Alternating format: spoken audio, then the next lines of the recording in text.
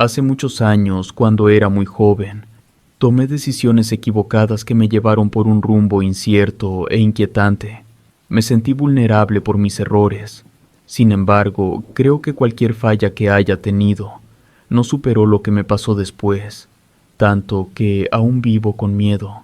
Todavía tengo temor de que esa entidad se presente ante mí y me quiera hacer daño, porque el infierno se lo crea a cada persona por sus acciones y sentimientos. Creo que eso sucedió con Gabriel.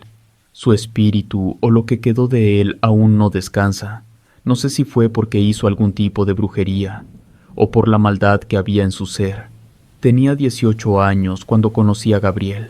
Desde un principio, mis padres no estuvieron de acuerdo en que fuera mi novio. Me dijeron que no era un buen muchacho. Algo notaron mis padres que no les agradó, pero no les hice caso. Con el tiempo entendí que su experiencia les hizo darse cuenta de ello. De cierta manera tenía una disposición a contradecir a mis padres porque mi relación con ellos no era buena. Peleaba de todo con mi mamá, nunca salíamos de acuerdo y me regañaba a cada momento. Con mi padre no peleaba tanto, aunque no tenía tampoco un vínculo con él. Era una persona que se enojaba de todo y trataba de evitarlo a toda costa. Así que cuando empecé a salir con Gabriel no era tanto porque estuviera muy enamorada, solo lo hacía por molestar a mis papás. Y lo conseguía. Creí que después de un tiempo me apartaría de su lado y todo sería normal. Jamás pensé que una mala decisión me fuera a llevar a tantos problemas y a situaciones tan perturbadoras que todavía sigo sin resolver. Entre discusiones y contiendas no me aparté de Gabriel, seguimos siendo novios. Lo malo fue que no medí las consecuencias de mis acciones. Por descuido quedé embarazada cuando le dije a Gabo, así era la manera como le decía de cariño, que mi periodo se había ausentado. Creí que él iba a salir corriendo y que me iba a abandonar con mi hijo, pero fue todo lo contrario. Noté a Gabo nervioso y confundido, pero me brindó su apoyo. Me dijo que se casaría conmigo y tendríamos una familia mejor que la de él y la mía. La verdad, yo no había pensado casarme a esa edad, pero tampoco quería quedarme soltera con un hijo. Eran tiempos en los que la sociedad te señalaba por la falta cometida. Así que le dije a Gabo que tendría que hablar con mis padres. Él apenas me llevaba 3 años, así que también era muy joven. Mis padres se enojaron mucho cuando se enteraron de mi embarazo, y a regañadientes nos casaron, ya que no podían permitir que la gente hablara de mí. Así que fue una boda rápida y sencilla. Creo que en el fondo sí amaba a Gabo, y él también me quería, porque los primeros 2 años estuvimos viviendo tranquilos, con poco dinero, pero amando a nuestro pequeño. Gabo trabajaba en el ramo de la construcción, y yo me quedaba a cuidar la casa y a mi hijo. Sin embargo, después de ese tiempo, noté un distanciamiento entre Gabo y yo. Éramos muy jóvenes, y la responsabilidad de ser padres nos quedó muy grande. Con mucha frecuencia peleábamos, y Gabo comenzó a beber alcohol todos los fines de semana. Por las noches llegaba muy tarde, y en ocasiones ni siquiera iba a dormir. Así que cuando escuchaba que la puerta se abría, yo me levantaba a gritarle una serie de insultos que lo hacían enojarse también. Me da vergüenza decirlo, pero llegamos hasta los golpes. El poco o mucho amor que nos teníamos se convirtió en un odio profundo, que era recíproco. Para ese entonces, Gabo se compró una motocicleta para irse al trabajo. Recuerdo que esa noche peleamos peor que nunca. Yo lo arañé en el rostro y él me dio un golpe que me hizo maldecirlo. Le grité unas palabras que ahora resuenan en mi mente. Le dije que ojalá se muriera y se pudriera en el infierno. Cuando le grité eso, Gabo se detuvo, me miró con odio y me dijo que si moría no me iba a dejar en paz. Lo peor fue que se salió hecho una furia de la casa en su moto. Oí la forma en que arrancó el aparato estando aún bajo los efectos del alcohol y pasó lo inevitable. Gabo murió en un accidente automovilístico, en una curva pronunciada que se encontraba en la salida del pueblo. Yo no quise verlo, pero dicen que su rostro quedó desfigurado y que sus extremidades en el otro lado de la carretera. Mentiría si digo que me dolió su muerte. Sentí que me quité un peso de encima, y aunque no quería criar sola a mi hijo, ahora la gente me veía como la viuda joven que sufría mucho, no como la madre soltera que cometió un pecado. Creí que al morir me libraba de ese mal hombre, y que ahora podría estar tranquila y en paz. Los siguientes días todo fue igual. El mismo olor a la loción que usaba Gabo inundaba la casa. Era algo que ya me causaba intriga y desconfianza. No había motivo alguna para que ese olor permaneciera, así que busqué todas las pertenencias de Gabriel, las metí en bolsas negras y ni siquiera se las entregué a sus padres, las eché al contenedor de basura. Tuve el cuidado de no dejar nada de él. No quería ni siquiera que mi hijo lo recordara. Fue la única forma que encontré para poder sentirme tranquila. En la noche respiré aliviada. Creí que la pesadilla había terminado. Ocurrió lo contrario. Esa noche empezó a manifestarse con ira. Eran las 12 de la noche cuando escuché que alguien abría la puerta de la entrada. Se azotó con fuerza y luego vino lo peor. Me asomé a la sala. Revisé cada parte de la casa y no había nadie dentro. Me regresé de nuevo a la cama y en cuanto me acosté, un susurro en el oído me puso alerta. Era la voz de Gabo cantando una canción que le gustaba mucho. Era la misma que cantó el día en que nació nuestro hijo. Comenzó a tararear muy bajito. Salté de la cama y abracé a mi pequeño. Como si se diera cuenta, comenzó a llorar desconsoladamente. A los pocos minutos todo quedó en silencio. No sabía si salir a esas horas de la noche porque no tenía auto. No podía ir corriendo como loca por la calle. Hacía mucho frío y ponía en riesgo la salud de mi hijo. Traté de que mi hijo se tranquilizara. Lo envolví en una cobija y le canté una canción de cuna. Poco a poco se fue quedando dormido y yo también. Los dos nos quedamos profundamente dormidos en el sofá de la sala. Pero eso duró muy poco, porque sentí un jalón en mi cabello. Al despertar, vi nuevamente la sombra oscura parada en la entrada de la puerta. Quise gritar y por el miedo mi voz se quedó atorada. Solo pude balbucear unas cuantas palabras sin sentido. Lo primero que pensé fue en mi hijo, pero él se encontraba bien, seguía dormido. Mi mayor miedo surgió cuando vi que la sombra fue caminando muy despacio y poco a poco se fue acercando. No sabía qué hacer, estaba paralizada por el temor. Solo atiné a gritarle que se marchara. Ya me había hecho mucho daño. ¿Por qué no nos dejaba en paz? No terminé la frase. La sombra, con una velocidad impresionante, se posó frente a mí. Y cuando la tuve muy cerca, le vi el rostro, o más bien, dicho lo que pudo haber sido su cara. Era una masa amorfa de carne, sin ojos, sin nariz y sin boca. Al verlo, tuve un miedo que me dejó pasmada, mientras que él seguía parado, a un lado del sillón. Con mucho cuidado abracé a mi pequeño y salí corriendo de la casa. Fue difícil conseguir un taxi a esas horas de la madrugada.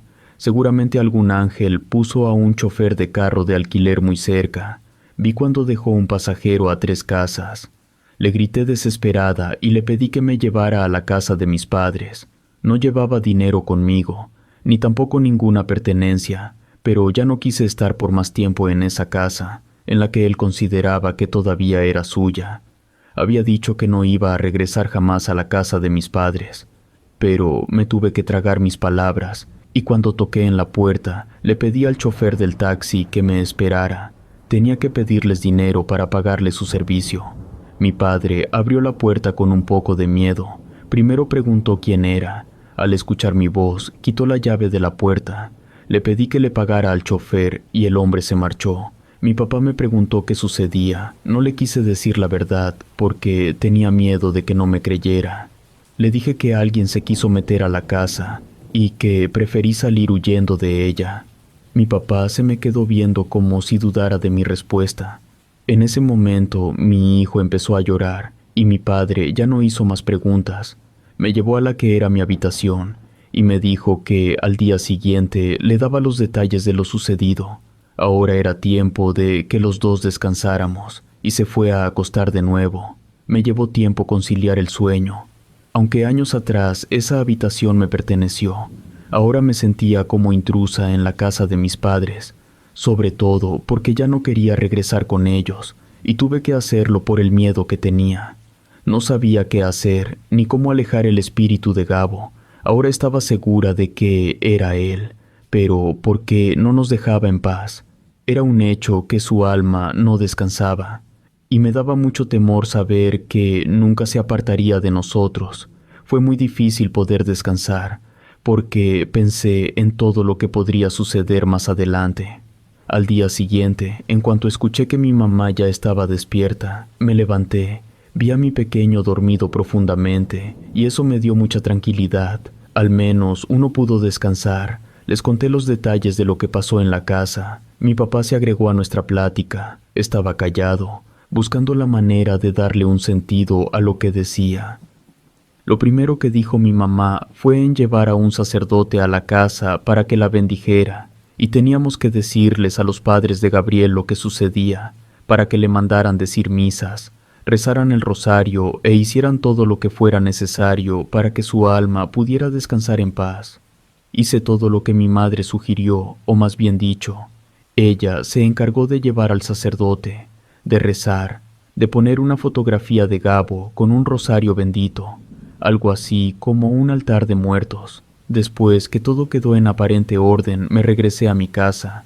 No puedo negar que el primer día que lo hice iba con miedo. Revisé cada parte de la vivienda, buscando un indicio de que él no estuviera ahí, y todo parecía estar bien, aunque no me sentía segura, pero tampoco era posible vivir al lado de mis padres. Los siguientes días estuvieron tranquilos. No hubo sonidos ni aquel olor tan peculiar de su loción de afeitar. Me fui calmando poco a poco, creyendo que todo estaba resuelto.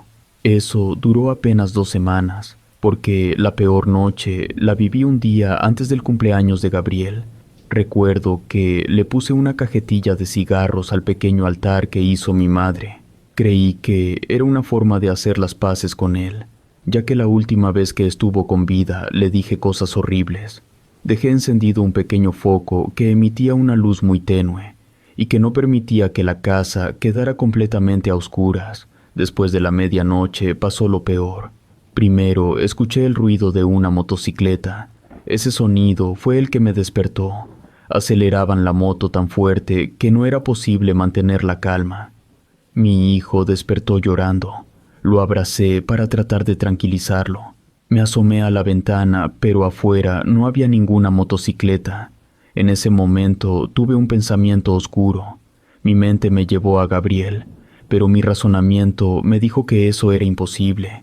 Él no podía estar en una moto. De nuevo escuché el ruido del motor arrancándolo, y la casa se inundó del olor a la loción que él usaba. Sentí un temor horrible. Ya había hecho muchas cosas para que el alma de Gabo pudiese descansar, y no funcionó. Mi mente estaba revolucionada tratando de salir a salvo, tanto mi pequeño como yo.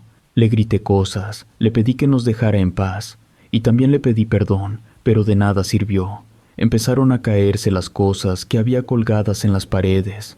Los vasos, las tazas, los platos. Todo se fue al piso.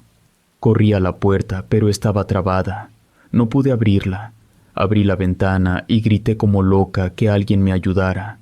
A esas horas de la noche la gente estaba dormida, y en lo que menos piensa es en levantarse para asistir a una desconocida.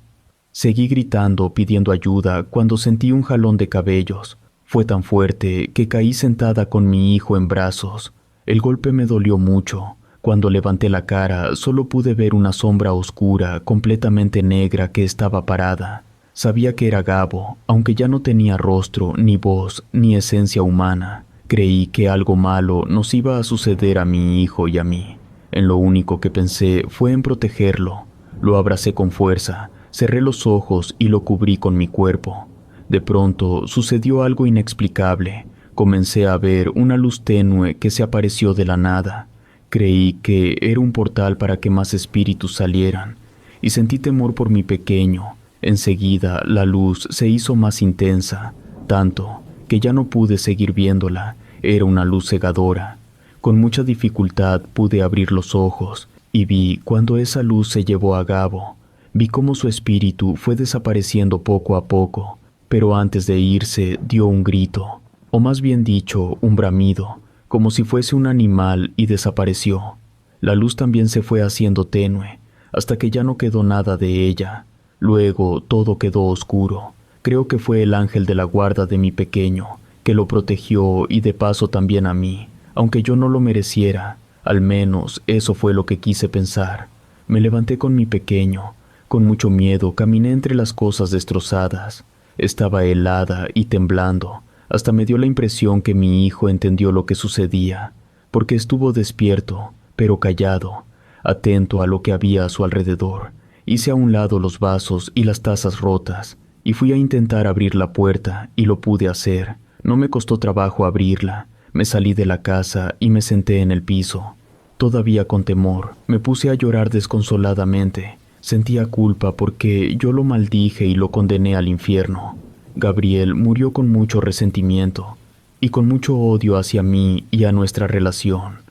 Eso lo llevó a tener una muerte temprana, y ahora su espíritu no podía descansar. Estuve hasta el amanecer en la entrada de mi casa. En cuanto vi que la gente se levantaba y algunas señoras salieron a barrer, otros hombres pasaron para ir a su trabajo. Me fui caminando con mi hijo en brazos hacia la avenida para conseguir un taxi y regresar de nuevo a la casa de mis padres, porque no quería estar un minuto más en esa, en la que compartí con Gabriel.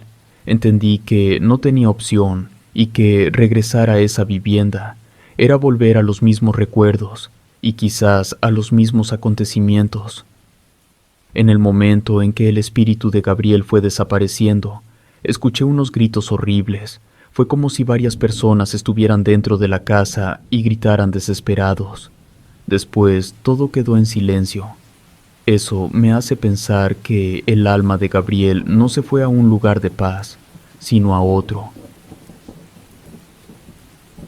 Relato escrito y adaptado por Adriana Cuevas.